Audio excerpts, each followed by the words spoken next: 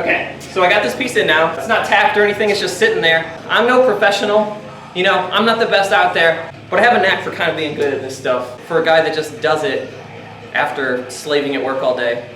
So I've done this a lot, where you're replacing cage work or roof work on a buggy. Obviously it's faster than building a chassis from scratch, but here's the problem with doing the roof work. You have fixed ends where your new tube has to meet. Because when I'm building a chassis from scratch, I do this guy first before I ever touch this, right? Because it doesn't matter if this is steeper, mellower, if this short section of tube is 4 inches long, 6 inches long, it doesn't matter. It matters when you have a fixed point. Because when you do this first, you put this guy in here to match that. Because this is just a short, straight section. So whatever piece you're tying in to this like drip line, you just match it with whatever you built here, because this is the tough piece. This is the easy guy. But redoing all the tube work on a roof, it's kind of a pain because you cut everything off, have to flap wheel it down to bare slate again, which is the worst, and then you have to make it hit the lines of the existing tube work in the back. It adds another technical element to the process. And then I'll show you something here. This slug, when it comes out of this eyebrow, it's a very unique eyebrow setup. Jimmy Smith used to do this a lot. With that said, the slug that was previously in here, it aimed away from the B-pillar. And I didn't really realize that till I had to start putting the new tube work in. I was like, that's not gonna hit the B-pillar at all. So I had to get a little creative. I'll show you here. Okay, so here's what I was saying. Yeah, that was aiming away from the B-pillar. So what I did was, and I did this on both sides, there's a little bend right here that kicks the drip line back towards the B-pillar.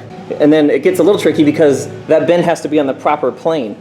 Because if it's not, then you end up having to cut this in half and slug it and re-weld it and smooth it out, which is fine, but it's not as clean and it takes longer to do that. So if you can get it first try, that's where it's at. But I think you guys can see that. But when I actually weld it in, you know, I'll go over it, make sure it's real dialed and hits that, you know, perfect. The next step from here is I actually throw a seat back in. You can throw like a piece of box tube like from here all the way across, and then I sit down. And that kind of tells me what kind of headroom I need. See if this is long enough. Ooh, it is. Nice.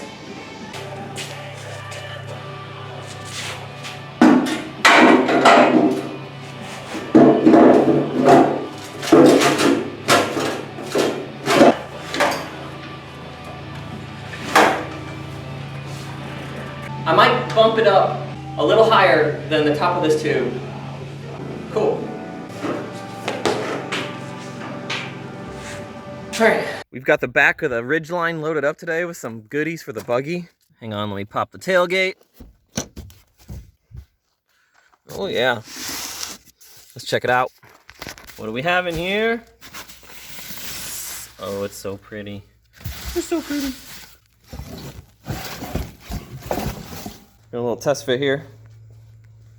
All right, I'm about to take on removing the headers. When is the last time these things were removed? I don't know. But to have any shot at getting this chassis looking decent, headers have to come off. And then once I remove these, you know they're getting sanded, wire wheeled, cleaned up, and we'll go for some matte black extreme high temp paint.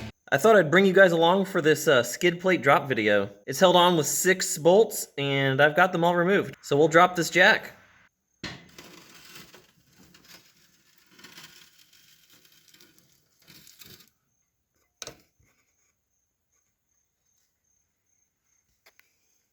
Kinda gross.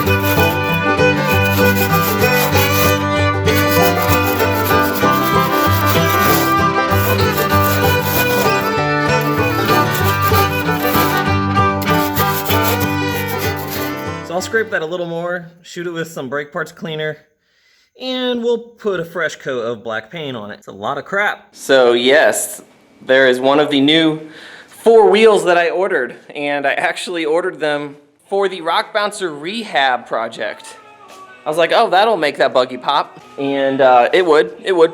And then they arrived, and I was like, yeah, I want those on the red buggy. So they're gonna go on this. So I added a bunch more work that I didn't realize I was gonna be doing, because the wheels that are on there are dang near still brand new. So now I have to remove all of these from the buggy and dismount them from the beadlocks myself. No special tools there. Just gonna have to manhandle them. But they still look really good, so I don't know. Maybe I'll make a mistake. I really like those, but you know, I dig some shiny beadlocks too. So yay, more work. I'm gonna see if I can dismount an entire wheel and then remount the tire on the new wheel. So one complete setup. I have a time limit here, but if I can get that done tonight, when I wake up tomorrow, I'm that much closer to just being done with that, right? That's how you gotta look at it, guys. If you can sneak in a few hours over the course of your weeknights, you're that much further on the weekend. Come on, get out in the shop. You think I'm not tired at the end of a 8 to 10 hour physical shift? I am, and I just gotta keep on trucking.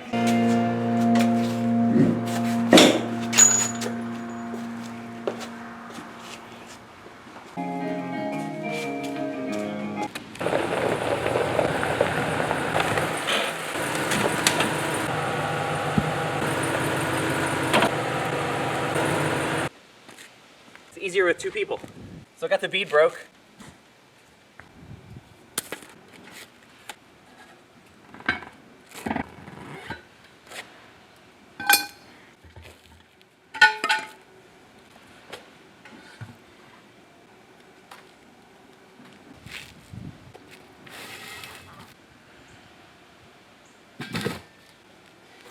I like that. Oh, that's gonna look good. It's already so pretty, and I'm already so cold. The tire is mounted on the wheel. I don't even know if you guys are ready for this. It looks really good. Even when the wife saw it, she was like, woo! Oh my gosh, look at that tire and wheel combo.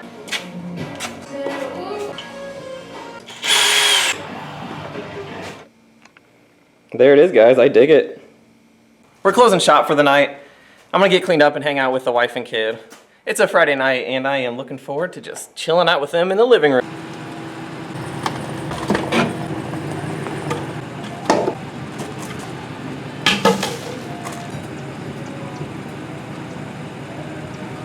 That is how you do it.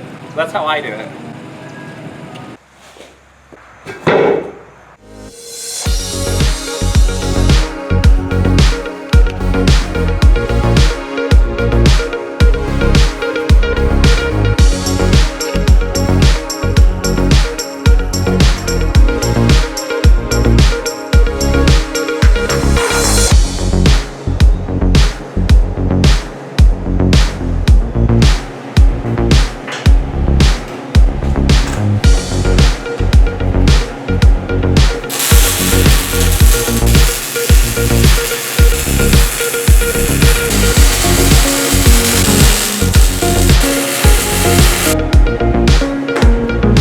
Among other things, I also just removed all the bolts to the engine cage. When is the last time that thing's been removed? 8 years? Has it been 3 months? I'm not sure. But I know this buggy, like most bouncers, has been rolled multiple times. And it's just been used a lot, you know. So, is it under any tension? I'm not sure. It might pop right out. Let's see. Or is it gonna be a big old pain in the boot nicks? Oh, it moves. It moves fairly easy, so I think it's gonna go back in fairly easy. That's a good sign.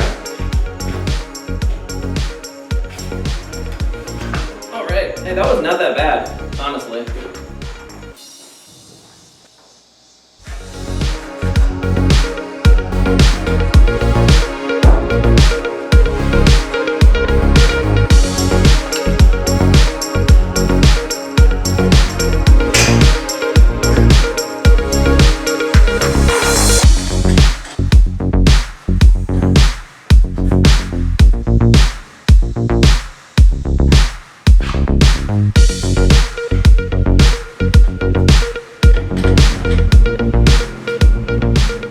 Disassembly is nearing the end.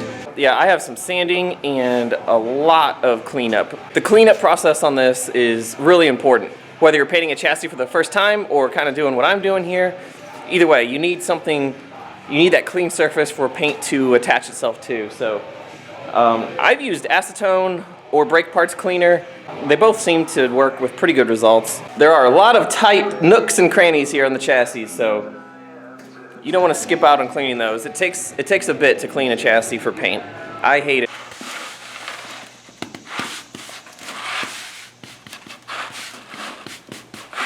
I guess it was pretty hot in those gloves. Looking very pruny. Pretty uncomfortable. Awesome. Ugh.